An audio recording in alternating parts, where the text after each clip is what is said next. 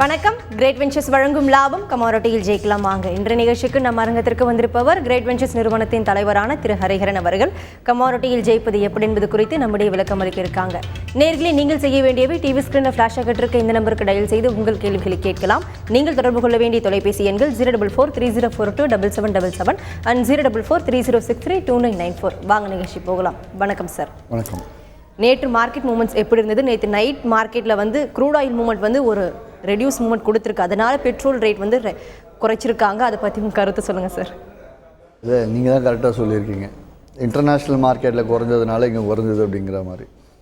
சரி, ஐ மீன் crude ஆயிலோட cost even நைமக்ஸ்லேயே நேற்று கிட்டத்தட்ட ஒரு 20% இறங்கி, ஒரு 14% இறங்கி மார்க்கெட் மறுபடியும் $82 பெர் பேரல் பக்கம் முடிவடைஞ்சு கிட்டத்தட்ட வந்து $3 இறக்கத்தை கொடுத்துருக்கு. அதே சமயம் இங்கே அதே $3 கிட்டத்தட்ட $180 சரிவை கொடுத்துருக்கணும். இங்கே $180 சரிவு கொடுத்தான்னு கேட்டால் இல்லை, மார்க்கெட் அதோட கம்மியாக கொடுத்தேன். என்ன ரீசன்னா, ருப்பியோட காஸ்ட் ₹61.46 இருந்து ₹60.92 நேற்று முன்தினம், அதாவது திங்கட்கிழமை மார்க்கெட் க்ளோசிங் அப்போ ₹60.92 இருந்தது. நேற்று வந்து கிட்டத்தட்ட ₹61.42 முடிவடைஞ்சிருக்கு. கிட்டத்தட்ட ஒரே நாள்லேயே, அதாவது ஒரு 2 வாரமாக இறங்கின $1 ₹62 கிட்டத்தட்ட 62லேருந்து 61க்கு வந்தது. ஒரே நாள்லேயே ₹61.42 அளவுக்கு இந்தியன் எக்கானமி வீக்காக இருக்குது நேற்று. ஸோ இது ஒரு பக்கம். மற்றொரு பக்கம் கோல்டை பொறுத்தவரையில் அகெயின் நேற்று முன்தினம் இருந்த செய்தி தான். கோல்டை வந்து சேஃப் ஹேவனாக கருதிட்டு கோல்டில் இன்வெஸ்ட்மெண்ட்ஸ் அதிகரிச்சிட்டு இருக்காங்க. அதனால் வந்து கோல்டோட காஸ்ட் இன்னும் இறங்குற மாதிரி இல்லாமல் கொஞ்சம் மேலே இருந்துகிட்ருக்கு. அதாவது $1230 பக்கமே இருந்துகிட்ருக்கு. கச்சா எண்ணெயை பொறுத்தவரையில் ஏன் இந்த இறக்கம் அப்படின்னா, நேற்று எதனால் இறக்கம்னா, இன்டர்நேஷ்னல் எனர்ஜி ஏஜென்சி IEAன்னு சொல்லுவோம் இல்லையா, அவங்க என்ன சொல்லியிருக்காங்க, டிமாண்ட் எதிர்காலத்தில் அதாவது நியர் ஃப்யூச்சர், அதாவது அடுத்த ஒரு 2-3 மாதங்களில் க்ரூட் ஆயிலுக்கு டிமாண்ட் ரொம்ப கம்மியாக இருக்குது அப்படிங்கிற மாதிரி ஒரு செய்தி வெளியிட்டதுனால, அந்த செய்தி வெளியிட்டதுனால இறங்கியிருக்கு. அப்போ அந்த செய்தி வெளியிட்டதுனால இறங்கி அந்த செய்தி மாறத்துக்கான வாய்ப்பும் இருக்குது ஃப்யூச்சரில். ஸோ நம்ம அதை நம்பவும் வேண்டாம். நேற்று ஒரு தினம் அந்த ஒரு செய்தியை நம்பி நம்ம வியாபாரம் செய்யலாம். மார்க்கெட் இன்னும் ப்ராப்பர் டவுன் ட்ரெண்டுக்கு போகலை. க்ரூட் ஆயில் போகிறது டவுன் ட்ரெண்ட் போகிறதா நேற்றுக்கு கிட்டத்தட்ட ஒரு வேகமாக ஒவ்வொரு நாளும் $5 இறங்கணும். $79 இறங்கினதுக்கப்புறம் நம்ம முடிவு எடுத்துக்கலாம். அதை பற்றி தொடர்ந்து பேசலாம் சார். சேலத்திலிருந்து ஒரு நேர்ல இருக்காங்க. வணக்கம் ஹேமந்த் குமார். வணக்கம் மேடம். சார்கிட்ட பேசணும். பேசுங்க ஹேமந்த் குமார். சார், சில்வர் வந்து நாங்கள் ஃபிசிக்கலாக பை பண்ணி செல் பண்ணிட்டு இருக்கோம். இன்னைக்கு இருக்கிற சிச்சுவேஷன்ல வந்து சில்வர் பை பண்ணி செல் பண்ணலாமா இல்ல செல் பண்ணி பை பண்ணலாமா? ஏன்னா நேற்று MCX க்ளோசிங் வந்து 37,211 வரைக்கும் வந்திருக்குங்க. செண்டு வந்து 17,20 வரைக்கும் வந்திருக்கு. இதை விட இன்னும் லோ எதிர்பார்க்கலாங்களா? சில்வர் வந்து இன்னும் குறையுமா, இல்ல இன்னும் இப்போ பை பண்ணி வச்சுக்கலாமா, இல்ல இப்போ இருக்கிற ரேட்டுக்கே செல் பண்ணலாமா? அது மட்டும் சொல்லுங்க, நான் டிவியில பாத்துக்கிறேன். வெள்ளி பெரிய அளவு குறையறதுக்கான வாய்ப்பு அடுத்த ஒரு வாரமோ இல்லை 10 நாள்லாம் கிடையாது. எதனால் அடுத்த ஒரு வாரம் 10 நாள்னு சொல்கிறேன்னா, திடீர்னு கோல்டோட விலை வந்து தொடர்ந்து ஒரு $40-50 பக்கம் ஒரு 10 நாளில் ஏறி இருக்கிறதுனால அடுத்த 10 நாள் என்ன ஆகுதுன்னு பார்த்துக்கிட்டு தான் வெளியே முடிவெடுக்க முடியும். இப்போதைக்கு மார்க்கெட் தேவையான அளவுக்கு இறங்கியிருக்கு. இன்னும் இறங்கணும் அப்படிங்கிறது கோல்டு $1180 கீழே பிரேக் ஆகி மார்க்கெட் முடிவடைஞ்சதுன்னா வெளியே நீங்கள் அங்கே செல் பண்ணி பை பண்ணலாம். இப்போ நீங்கள் வெளியே பை பண்ணி செல் பண்ணுற ஆப்ஷனும் கிடையாது, பண்ண வேண்டாம்னு சொல்லுவேன். இப்போதைக்கு இன்ட்ராடே எடுத்து பண்ணுறது நல்லது. நீங்கள் ஃபிசிக்கலாக வாங்கணும்னு நினச்சிங்க அப்படின்னா எவ்வளோ முதலீடு செய்ய நினைக்கணும், அது அதில் ஒரு பங்கை இப்போதைக்கு நீங்கள் வாங்கிக்கலாம். தொடர்ந்து பேசும் சார். திண்டுக்கல்ல இருந்து ஒரு நேர்ல இருக்காங்க. வணக்கம் சித்ரா. வணக்கம் மேடம். வணக்கம் சார். சொல்லுங்க சித்ரா. சார், நான் கிரேட் வெஞ்சர்ஸ்ல அக்கௌண்ட் ஓபன் பண்ணியிருக்கேன் சார், உங்க ப்ரோக்ராம் பார்த்து. சார், எனக்கு காப்பர் ட்ரெண்ட் தெரியணும். 419ல நான் செல்லுல இருக்கேன். அதுவும் அப்புறம் க்ரூட் ஆயில்ல இப்போ பொசிஷன் கால் எடுக்கலாமா? இது ரெண்டு மட்டும் கொஞ்சம் சொன்னீங்கன்னா நல்லா இருக்கும் சார். தேங்க்யூ. காப்பர் 419 செல் அப்படின்னா உங்களுக்கு பெரிய அளவு லாஸில் கிடையாது. புக்கிங்கில் தான் இருந்திருப்பீங்க, வெளியே இருக்கலாம் நீங்கள். இல்லைனாலும் நீங்கள் வெயிட் பண்ணுங்கள், ஓரளவு ப்ராஃபிட்டபுளாக வரதுக்கான சான்சஸ் இருக்குது. ஏன்னா மார்க்கெட் அப் ட்ரெண்டோ இல்லை டவுன் ட்ரெண்ட் எதுவுமே இப்போதைக்கு கிடையாது. பியூர் ரேஞ்ச் பவுண்டர்னால போட்ட ஷார்ட் எக்ஸிட் கிடைக்கும் உங்களுக்கு. ஆயிலை பொறுத்த வரைக்கும் இப்போதைக்கு நீங்கள் பொசிஷன் எடுக்கிறதுனா எடுங்க. $82 இருக்குது மார்க்கெட். இப்போ $79 கீழே மார்க்கெட் முடிவடைஞ்சால் அதை நீங்கள் ஸ்டாப் லாஸாக வச்சுட்டு ஆயில் நீங்கள் பையிங் போகலாம். மேலும் பேசும் சார். அடுத்த நேரில் இருக்காங்க. வணக்கம் குமார். வணக்கம் மேடம். சொல்லுங்க குமார். வணக்கம் சார். சார், இந்த க்ரூட் ஆயில் லெவல்ஸ் வந்து இப்போ எப்படின்னு ஒன்று சொல்லுங்க சார். ரெண்டு வந்து இப்போ எந்த சார்ட்டை பேஸ் பண்ணி நான் இப்போ MT4 யூஸ் பண்ணிட்டு இருக்கேன்.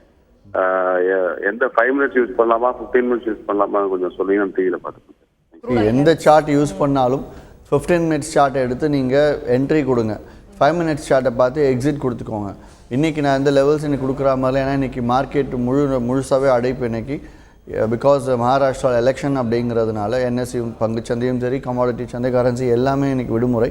ஸோ லெவல்ஸ் ஏதாவது கேட்கணும் நாளை காலை இந்த நிகழ்ச்சி நீங்கள் எடுத்து தெரிஞ்சுக்கலாம். சார், நேற்று மார்க்கெட்டில் வந்து க்ரூட் ஆயில் வந்து ரெடியூஸ் ஆயிருக்கு, தென் தங்கம் வந்து இன்க்ரீஸ் ஆயிருக்கு, கோல்டு வந்து அதாவது வெள்ளி வந்து குறைஞ்சிருக்கு, ரூபாய் மதிப்பு வந்து குறைஞ்சிருக்கு. ஸோ இதுக்கெல்லாம் என்ன காரணமாக இருக்குது? ஒரே நேரத்தில் வந்து ஏற்றம் இறக்கம் காணப்பட என்ன காரணம் சார்? சரி, கோல்டு கோல்டு நேற்று பெரிய அளவு ஏறல. ஜஸ்ட் அந்த 1230 அந்த ரேஞ்ச் ஒரு $2-3 மேலே கீழே தான் இருந்துகிட்ருக்கு.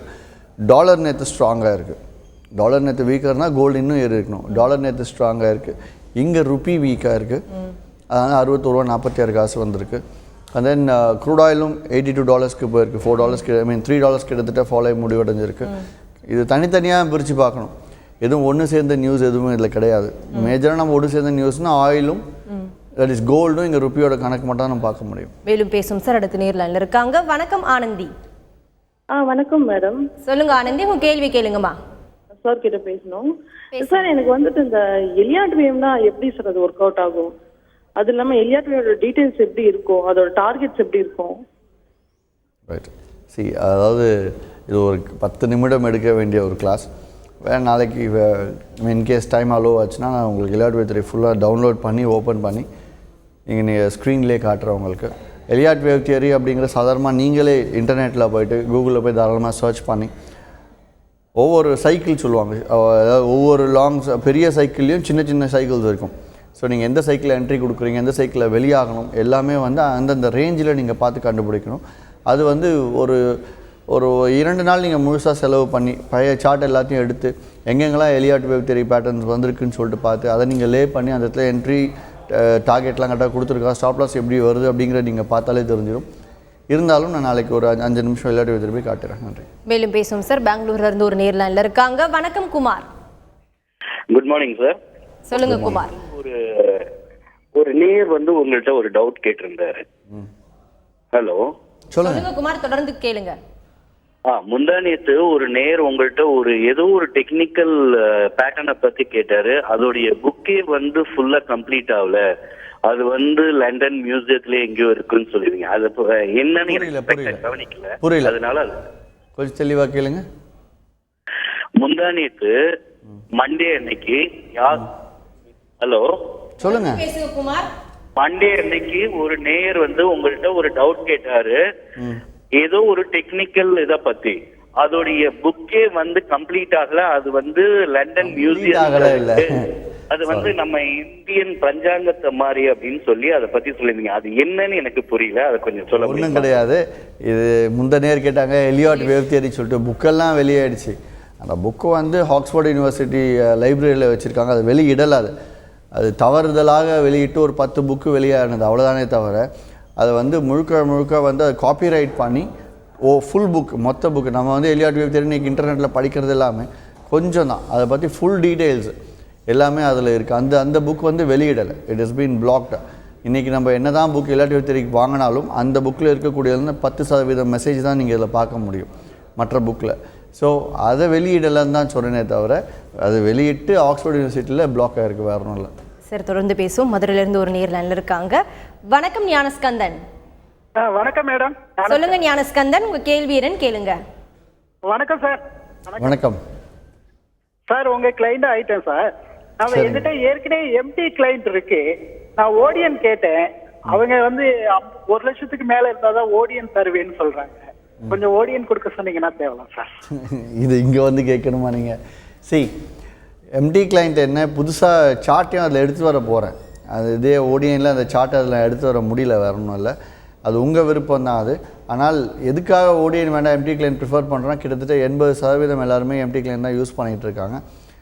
ஏன்னா அதில் வந்து மோரல்லஸ் இன்னும் ஒரு 1.5 months சார்ட் எடுத்துகிட்டு வரும்போது திருப்பி ஓடியன்லேருந்து நீங்கள் இது கன்வெர்ட் ஆகணும். அதுக்காக தான் தடை பண்ணுற, வேற ஒன்றும் இல்லை. நீங்கள் பர்பஸ்ஃபுல்லாக கேட்டால் நான் கொடுக்க சொல்கிறேன் வேணும்.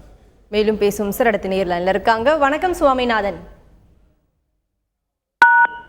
வணக்கம் சுவாமிநாதன். மேடம் சொல்லுங்க சுவாமிநாதன், உங்க சந்தேகங்கள் என்னன்னு தெளிவா கேளுங்க. Good morning madam. நீலம்பூர் பேசுறீங்க, கோயம்புத்தூர்ல பேசுறேன். சாரோட பேசுறேன் மேடம். வணக்கம், சொல்லுங்க சார். இப்ப ஜிங்க் வந்து 143ல செல்லில் இருக்குங்க. சரிங்க. எப்படி ஸ்டாப் லாஸ் இருக்குங்களா, அது கீழே வர வாய்ப்பு இருக்குங்களா சார்? இல்லை, ஜிங்க் ஹோல்ட் பண்ணுங்க, ஒன்றும் ப்ராப்ளம் கிடையாது. சரி, ஷார்ட் அப்படிங்கிற நேற்று மார்க்கெட் முடிவடைஞ்ச விலை என்ன, கிட்டத்தட்ட 144 1 ரூபா 10 காசில் முடிவடைஞ்சு, கிட்டத்தட்ட ₹1 டிஃப்ரென்ஸ் தான் உங்களுக்கு. ஹோல்ட் பண்ணுங்கள், ஹோல்ட் பண்ணி இந்த வாரத்தில் வெளியாகும். பட் மோஸ்ட்லி முடிஞ்ச அளவுக்கு இன்ட்ராடே ட்ரேடிங் பண்ணி கேரி ஃபார்வர்ட் பண்ணி என்கரேஜ் பண்ணாதீங்க சார். க்ரூட் ஆயில் வந்து இப்போ இருக்கிற லெவல்ஸில் வந்து ஷார்ட் போகிறது எந்த அளவுக்கு நல்லது சார்? ஷார்ட் போகலாமா? இல்லை, இப்போ லாங் போனால் ஸ்டாப் லாஸ் எங்கேயாவது இருக்கும். எப்போவுமே பொசிஷனல் காலோ இல்லை இன்ட்ராடே காலோ எடுக்கும்போது முக்கியமாக மைண்டில் வச்சுக்க வேண்டியது ஸ்டாப் லாஸ் தான். ஸோ அப்படி பார்க்கும்போது பொசிஷனல் கால் இப்போ லாங் எடுத்தால் ஸ்டாப் லாஸ் $3. இதே இப்போ ஷார்ட் போகணும் அப்படின்னா ஸ்டாப் லாஸ் கிட்டத்தட்ட $92 இருக்குது. எப்படியும் $10 ஸ்டாப் லாஸில் வைக்கணும். நியர் மிட் லெவல் ஸ்டாப் லாஸ்ன்னு நம்ம எதிர்பார்த்தா கூட $87, கிட்டத்தட்ட வந்து $5 பக்கம் ஸ்டாப் லாஸ் வருது. அந்த அளவுக்கு வச்சு யாரும் ட்ரேட் பண்ண போகிறது கிடையாது. ஸோ இப்போதைக்கு செய்யணும் அப்படின்னா பையிங் பண்ணி ஸ்டாப் லாஸ் வைக்கலாம். மேலும் பேசும் சார், அடுத்த நேர்ல இருக்காங்க. வணக்கம் சுரேஷ்.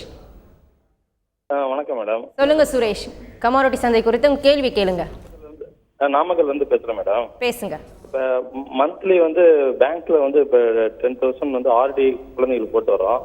அதை வந்து நம்ம ஷேர்ல எதுல இன்வெஸ்ட் பண்ணா ஈக்விட்டி ஃபண்டு இது மாதிரி எதுல சேஃப்டியா இருக்கு மேடம்? அதாவது பேங்க்கில் எஃப்டியில் 10% வருஷத்துக்கு ரிட்டர்னுக்கு போடுறீங்க. அது ரிட்டர்ன் வந்து ரொம்ப ரொம்ப குறைவு. ஸோ ரிட்டர்ன் எந்த அளவு ரிஸ்க்கே நீங்கள் ரொம்ப 100% என் பணத்துக்கு 100% கேரண்டி இருக்கணும் அப்படின்னா நீங்கள் அந்த மாதிரி தான் போய் ஆகணும். ஏன்னா risk is equal to return. அங்கே நீங்கள் வந்து ரிட்டர்ன் ரொம்ப கம்மியாக எதிர்பார்க்கலாம், ரிஸ்க்கும் ரொம்ப ரொம்ப கம்மி, ஒன்றுமே கிடையாது. அதே நீங்கள் ரிட்டர்ன் மாதம் எனக்கு 5% வேணும், மாதம் 10% வேணும் அப்படின்ற மாதிரினா கண்டிப்பாக நீங்கள் அதுக்கேற்ற ரிஸ்க்கும் எடுத்தாகணும். அந்த மாதிரி ரிஸ்க் எடுக்க ரெடியாக இருந்தால் நீங்கள் பங்குச்சந்தைக்கோ இல்லை கமாடிட்டி சந்தைக்கோ இல்லை கரன்சிக்கோ ஏதோ ஒரு ஆன்லைன் ட்ரேடிங் நீங்கள் செய்யலாம். அந்த வகையில் என்ன பொறுத்தவரைனா கமாடிட்டி தான் ஃபஸ்ட்டு ரெக்கமெண்ட் பண்ணுவேன். அதுக்கடுத்து ஸ்டாக்ஸ் அண்ட் கரன்சி நான் ரெக்கமெண்ட் பண்ணுவேன் எப்போவுமே. ஸோ அப்படி பார்க்கும்போது கமாடிட்டிஸில் நீங்கள் பண்ணும்போது மாதம் 8லேருந்து 10% எடுக்கிறதுக்கு எந்த அளவுக்கு பாசிபிலிட்டி இருக்குது, நஷ்டமடையாமல் எப்படி ட்ரேட் பண்ணுறது அப்படிங்கிறது எல்லாமே கிரேட் வெஞ்சர்ஸில் நல்லா சொல்லி கொடுத்துட்ருக்கோம். நாமக்கல்லே கிரேட் வெஞ்சர்ஸோட மண்டல அலுவலகம் இருக்குது. தாராளமாக அங்கே நீங்கள் தொடர்பு கொண்டீங்க அப்படின்னா மார்க்கெட்டை பற்றி ஃபுல்லாக ஓரிரு நாள் உட்காந்து நீங்கள் கற்றுக்கிட்டு அதுக்கப்புறம் நீங்கள் பணம் சேஃபாக இருக்கும், நீங்கள் ட்ரேடிங் பண்ண முடியும் அப்படிங்கிற மாதிரி ஒரு நினைப்புக்கு வந்தீங்கன்னா நீங்கள் கிரேட் வெஞ்சர்ஸில் ஜாயின் பண்ணுங்கள். நன்றி சார். நியூஸ் பேப்பர்ஸில் வந்து நிறைய ட்ரேடிங் குறித்து நிறைய நியூஸ்கள் வந்து வெளியே வருது. அதாவது கமாடிட்டி வந்து ஃபியூச்சர்ஸில் வந்து காப்பர் டு டிக்ளைன் சொல்கிறாங்க, காப்பர் ஃபியூச்சர்ஸ் டிக்ளைன் ஆகும், மெட்டல்ஸ் டிக்ளைன் ஆகும் சொல்கிறாங்க. இந்த நியூஸஸ்லாம் வந்து இப்போ எதை பார்த்து கணிக்கிறாங்க சார்? இப்போ ஃபியூச்சர்ஸ் பற்றி எதை பார்த்து கணிக்கிறாங்க அவங்க? அது எந்த அளவுக்கு சாத்தியம்? அது அப்படிலாம் இல்லை. இப்போது டெக்னிக்கலாக அடுத்த 1 மாத காலத்துக்கு அதிகபட்சம் ஒழுங்காக கணிக்கலாம். இல்லைனா வந்து கணிப்பு அப்படிங்கிறது எங்கே வேணாலும் தவறலாம். இப்போ நான் சொல்ல இப்படி 2020 எப்படி பார்த்தாலும் கோல்டு அகைன் $2,000 மேலே தாண்டி ஆகணும் அப்படிங்கிறேன். அட்லீஸ்ட் இன்னும் ஒரு 6 வருஷத்தில் இங்கேருந்து இன்னொரு $800 ஏறணும், கண்டிப்பாக ஏற தான் போகுது. ஸோ அதுக்காக இன்றைக்கி யாரும் பை பண்ணி வைக்க போகிறது கிடையாது. அதே இந்த இடத்துல வந்து ஷார்ட் போயிட்டு நான் வந்து 1130 போகும் அப்படின்னா அதுக்கும் ஷார்ட் போகிறதுக்கு ரெடி கிடையாது. அப்படி போகிறவங்க ரொம்ப ரொம்ப குறவு. அப்படி போகிறவங்க கண்டிப்பாக பொசிஷனல் கால் எடுத்து பண்ணுறவங்க கண்டிப்பாக சார்ட்டை வச்சு ரொம்ப துல்லியமாக ரிஸ்க் எந்த அளவுக்கு எடுக்கணுங்கிற தெரிஞ்சு தான் பொசிஷனல் எடுப்பாங்க. ஸோ நம்ம வியூவர்ஸ் எல்லாருமே வந்து பியோர் ஸ்பெக்குலேட்டர்ஸ் அப்படின்னும் போது இன்ட்ராடே ட்ரேடிங் பண்ணுறது பெட்டர். அதிகபட்சம் 3 நாள் பொசிஷனல் கால் வச்சு ட்ரேட் பண்ணுறது பெட்டர். அந்த மாதிரி இன்ட்ராடே பண்ணும்போது ஸ்டாப் லாஸ் வச்சு ட்ரேட் பண்ணணும்.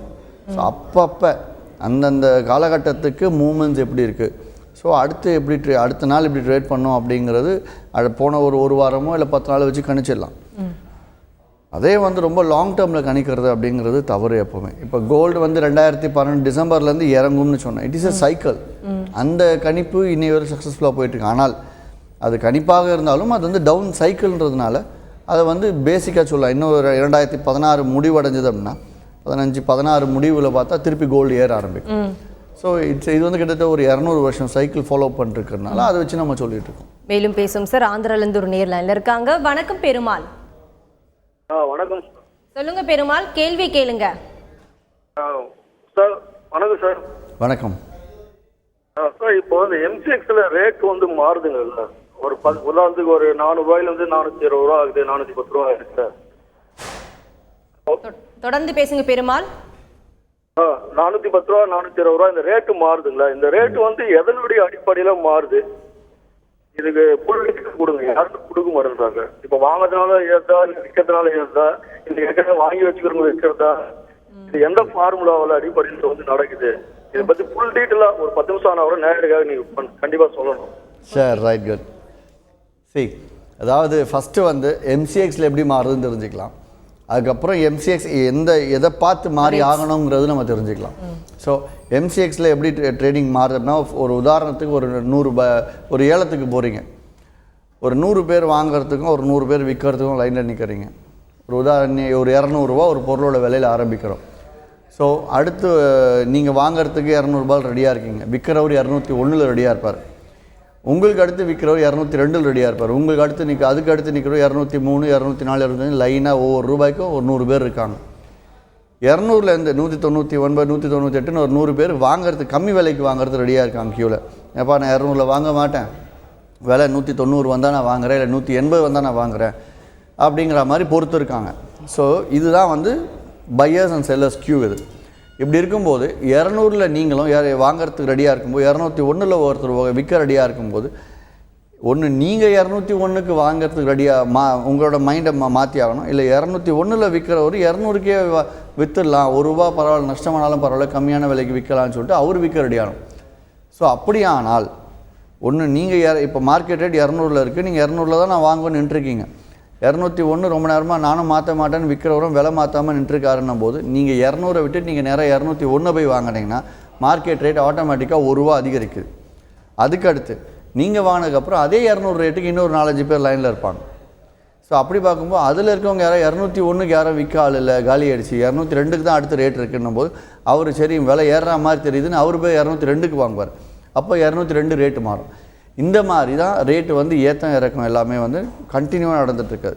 ஸோ இதை வச்சு தான் இப்படி தான் மார்க்கெட் ரேட்ஸ் மூவ் ஆகிட்டுருக்கு. ஒன்று இதுக்கு அடுத்து தான் முக்கியமான வேடிக்கை இருக்குது. என்னென்னு பார்த்தோன்னா, அப்படி பார்த்தால் இந்தியாவில் இருக்கக்கூடியவங்க மட்டும் ட்ரேட் பண்ணால் இன்றைக்கி காப்பர் ஒரு உதாரணத்துக்கு 422 ரூபா போயிட்டுருக்கு அப்படின்னா, 422 தானே இருக்கணும், சரி 422 போதும், நான் இந்தியாவில் இருக்கவங்க மட்டும் ட்ரேட் பண்ணால் என்னோடய கணிப்பின்படி 500 போகலாம், 300க்கும் வரலாம்.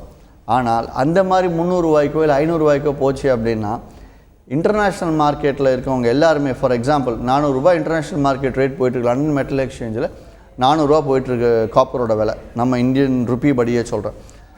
நமக்கு இங்கே வந்து நம்ம இந்தியன்ஸ் மட்டும் அவங்க இஷ்டத்துக்கு இன்டர்நேஷ்னல் மார்க்கெட்டை ஃபாலோ அப் பண்ணாமல் அவங்க இஷ்டத்துக்கே ட்ரேட் பண்ணாங்க. 300 ரூபாய்க்கு இறக்கி ரேட் எடுத்துகிட்டு வந்துட்டாங்க.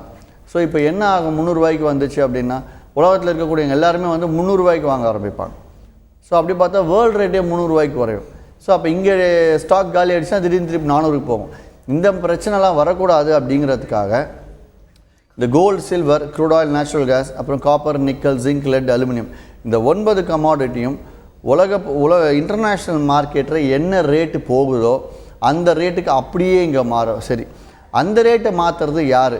அங்கே ஒரு ரேட்டு ஓடுது, இங்கே ஒரு ரேட்டு ஓடிட்டுருக்கு, இங்கே வேறு ரேட்டு ஓடிட்டுருக்கு. அந்த மாதிரி மாற்றி ஓடக்கூடாதுங்கிறது தான் மல்டி கமாடிட்டி எக்ஸ்சேஞ்சுக்கு FMC forward market commission central government விதித்த விதி. ஸோ அந்த வகையில் ஒவ்வொரு நொடியும் லண்டன் மெட்டல் எக்ஸ்சேஞ்ச் என்ன ரேட்டு போயிட்டுருக்கோ ஸ்பாட்டில் அந்த ரேட் அப்படியே இங்கே வந்து டாக்ஸேஷன் பார்ட்லாம் போட்டு ஆக்ட்ரா சார்ஜஸ்லாம் போட்டு இங்கே ரேட் இங்கே நமக்கு காட்டணும். ஸோ இதை செய்கிறது யாருன்னா, இதுக்கு தான் ஜாபர்ஸ்னு இருப்பாங்க. எக்ஸ்சேஞ்ச் இல்லாமல் தனியாக காப்பருக்கு மட்டும் ஜாபிங் டெஸ்க்குன்னு இருக்கும், கோல்டுக்கு ஜாபிங் 6 ஜாபிங் டெஸ்க் இருக்குது. இந்த ஜாபர்ஸ்லாம் என்ன பண்ணுவாங்க அப்படின்னா, டைரெக்டாக எல்எம்இ லண்டன் மெட்டல் எக்ஸ்சேஞ்ச் என்ன ரேட்டு போயிட்டுருக்கோம் அந்த ரேட்டுக்கு இவங்க விலையை எடுத்துகிட்டு வர்றது தான் அவங்களோட வேலை. ஸோ அதுக்கு ஜாபிங் டெஸ்க்குன்னு இதுக்கு தனியாக எக்ஸ்சேஞ்சில் அப்ரூவல் வாங்கி ஜாபிங் டெஸ்க்குன்னு நடக்கும். ஸோ அப்படி எல்எம்இயில் இருந்து எல்எம்இயில் நம்ம இந்திய ரூபாயின் மதிப்புபடி 422 ரூபா போயிட்டுருக்கு. இங்கே 415 ரூபா போச்சுன்னா எஃப்எம்சி உடனடியாக எம்சிஎக்ஸ் கிட்ட கொஸ்டின் எழுப்புவாங்க. அதனால் 99% எல்எம்இயில் என்ன ரேட்டோ அந்த ரேட்டு தான் இங்கே பேஸ் மெட்டல்ஸில் வரும். நைமேக்ஸில் என்ன ரேட்டோ அந்த ரேட்டு தான் இங்கே கேஸ்க்கும் ஆயிலுக்கும் வரும். காமெக்ஸில் என்ன ரேட்டோ அந்த ரேட்டு தான் இங்கே கோல்டு அண்ட் சில்வருக்கும் வரும். நன்றி சார். தொடர்ந்து பேசுவோம். ஈரோட்டிலேருந்து ஒரு நேர் லைனில் இருக்காங்க. வணக்கம் ராஜேந்திர பிரசாத். வணக்கம் மேடம். சொல்லுங்க ராஜேந்திர பிரசாத், உங்க கேள்வி என்னன்னு கேளுங்க. மார்னிங் குருஜி. சொல்லுங்க ராஜேந்திர பிரசாத். குருமந்தூர்ல இருந்து ராஜேந்திர பிரசாத். பேசுங்க, கேள்வி கேளுங்க. குருஜி, ஒரு விபரீத ஆசை, நிக்கல் பொசிஷன் வைக்கலான்ட்டு. நிக்கல் பொசிஷன் வைக்கலாமான்னு கேக்குறாரு. நிக்கல் பொசிஷன்னா இன்ட்ராடேல கேட்குறீங்களா இல்லை எப்படி? அதான் பொசிஷன் வைக்கிறது அப்புறம் ஒரு வாரம் 10 நாள் தானுங்க. பை பண்ணி வைக்கலாங்களா, செல் பண்ணி வைக்கலாங்களா?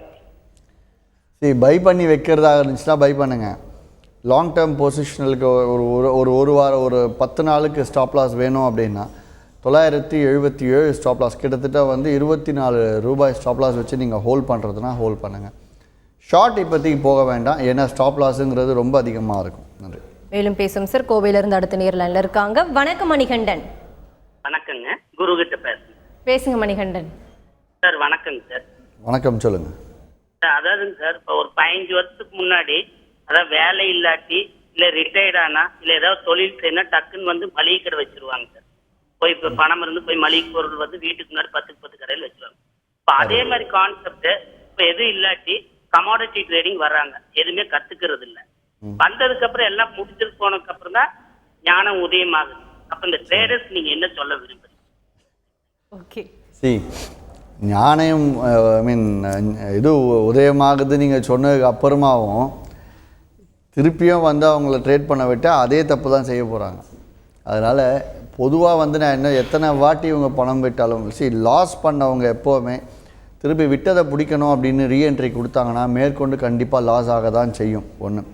ரெண்டாவது, லாஸ் பண்ணாமல் ட்ரேட் பண்ணணும் அப்படின்னா ரொம்ப ரொம்ப சிம்பிள். இன்ட்ராடே, ஸ்டாப் லாஸ், இது ரெண்டுத்தை வச்சு பண்ணுறது. இது இந்த இன்ட்ராடேங்கிறது இட்ஸ் ட்ரேடிங் பேட்டர்ன். இன்றைக்குள்ளே முடிக்கிறது. பொசிஷன் அது இன்றைக்கி வாங்கிட்டு 2 நாளில் முடிக்கலாம், 3 நாளில் முடிக்கலான்னு போகிறது. ஸோ அப்படி பண்ணும்போது இன்ட்ராடேவாக எடுத்து பண்ணுறது பெட்டர். அந்த இன்ட்ராடேலையும் ஸ்டாப் லாஸ் போட்டு பண்ணுறது பெட்டர். அந்த ஸ்டாப் லாஸையும் வந்து அவங்கவுங்க இஷ்டத்துக்கு போட்டு பண்ணால் வந்து ஸ்டாப் லாஸ் ஹிட் ஆகிறதுக்கான வாய்ப்புகள் அதிகமாகவே இருக்கும். அதுக்கு பதிலாக இப்போ கிரேட் வெஞ்சர்ஸில் லெவல்ஸ் கொடுத்துட்ருக்கோம். அந்த லெவல்ஸை மட்டும் வாங்கி ஒரு 3 நாள் நீங்கள் அதை யூஸ் பண்ணி மார்க்கெட்டில் நஷ்டம் அடையாமல் ட்ரேட் பண்ண முடியுதான்னு ஏதோ ஒரு 2 கமாடிட்டி மட்டும் எடுத்து நீங்கள் டெஸ்ட் பண்ணிவிட்டு பிடிச்சிருந்தது அப்படின்னா கிரேட் வெஞ்சர்ஸ்லேயே நீங்கள் கிளைண்ட்டாக ஜாயின் பண்ணலாம். அந்த வகையில் நீங்கள் டெஸ்ட் பண்ணும்போதும் சரி, நீங்கள் ட்ரேடிங் பண்ணும்போதும் லெவல்ஸை பார்த்து பண்ணிங்க அப்படின்னா கோல்டில் 40லேருந்து 50 ரூபா எடுத்துகிட்டு வெளியாகிறது நல்லது. சில்வரில் 80 ரூபாலேருந்து 100 ரூபா எடுத்துகிட்டு வெளியாகிறது நல்லது. காப்பரில் 80 பைசா, அந்த நிக்கலில் 2 ரூபா, நேச்சுரல் கேஸில் 1 ரூபா, க்ரூட் ஆயிலில் வந்து மார்க்கெட் ரொம்ப டல்லாக இருந்தால் 7 ரூபா, நல்ல மார்க்கெட்டாக இருந்தால் 12 ரூபா, and then zinc, lead, aluminium இது எல்லாமே 20லேருந்து 25 பைசா எடுத்துகிட்டு நீங்கள் இன்ட்ராடேயில் வெளியானீங்கன்னா லெவல்ஸை பார்த்து பண்ணிங்கன்னா நஷ்டம் அப்படிங்கிறது கிட்டத்தட்ட 90% குறைக்கப்படும். சார், செமினார்ஸ் பற்றி சொல்லுங்கள், எங்கே நடக்குது, எந்த டைமிங், லைவ் ட்ரேடிங் பற்றி சொல்லிடுங்க சார். செமினார் பெங்களூரில் முதல் முறையாக அக்டோபர் 19ஆம் தேதி ஞாயிற்றுக்கிழமை காலை 10 மணிக்கு கண்ட்ரி கிளப்பில் நடக்க இருக்குது. அவுட்டர் ரிங் ரோடில் இருக்கக்கூடிய கண்ட்ரி கிளப் நடக்க இருக்குது. இதுக்கு முன்பதிவு அவசியம், அனுமதி இலவசம் தான். இதில் கமாடிட்டி மட்டும் இல்லாமல் கரன்சியை பற்றியும் கருத்தரங்கம் இருக்குது. மார்க்கெட் தெரிஞ்சவங்க, மார்க்கெட் தெரியாதவங்க, நஷ்டம் அடைஞ்சவங்க, நஷ்டம் அடையாமல் இன்னும் மேற்கொண்டு வியாபாரம் செய்ய நினைக்கிறவங்க எல்லாருமே அதில் கலந்துக்கலாம். மறக்காமல் வந்து முன்பதிவு அவசியம். வித்தவுட் ரிஜிஸ்ட்ரேஷன் இல்லாமல் அங்கே வந்துடாதீங்க. நன்றி. நன்றி சார். இவ்வளோ நேரமாக கமாடிட்டி வாணிபம் குறித்து பலவிதமான ஏற்றம் இறக்கங்கள் குறித்து நிறைய விஷயங்கள் பகிர்ந்துக்கிட்டீங்க. குறிப்பாக இன்றைக்கி எலிட் விபத்தை பற்றி நிறைய விஷயங்கள் சொன்னீங்க சார். நன்றி. நன்றி, வணக்கம். கிரேட் வெஞ்சர்ஸ் வழங்கும் லாபம் கமாடிட்டியில் ஜெயிக்கலாமாக நிகழ்ச்சிக்கு இன்று நம் அரங்கத்திற்கு வந்திருப்பவர் கிரேட் வெஞ்சர்ஸ் நிறுவனத்தின் தலைவரான திரு ஹரிஹரன் அவர்கள். கமாடிட்டியில் ஜெயிப்பது எப்படி என்பது குறித்து அவர்கள் சொன்ன பலவிதமான கருத்துக்கள் உங்களுக்கு ரொம்பவே பயனுள்ளதாக அமைஞ்சிருக்கும். மீண்டும் சந்திப்போம். வணக்கம்.